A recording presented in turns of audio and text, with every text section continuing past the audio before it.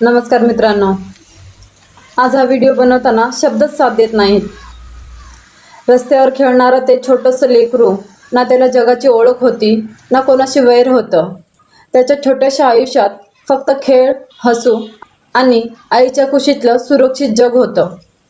पण काही क्षणात सगळंच बदललं. सोशल मीडियावर समोर आलेल्या CCTV फुटेजमध्ये एक धक्कादायक प्रसंग दिसत आहे. या घटनेची चौकशी सुरू आहे आणि नेमकं काय घडलं याचा तपास संबंधित यंत्रणा करत आहेत. पण जे दृश्य समोर आलं ते पाहून कोणाच्याही काळजाचा थरकाप उडेल. एका निष्पाप जीवाचं आयुष्य एका क्षणात संपलं आणि त्याच्यासोबत त्या आईवडिलाची संपूर्ण दुनिया उद्ध्वस्त झाली.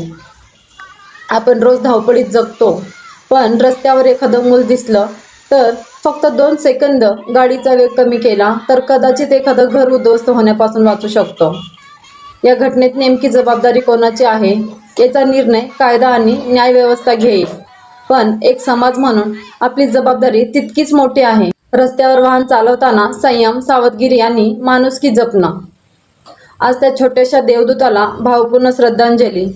ईश्वर त्याच्या आत्म्यास शांती देवो आणि त्याच्या आईवडिलांना हे दुःख सहन करण्याची शक्ती देवो.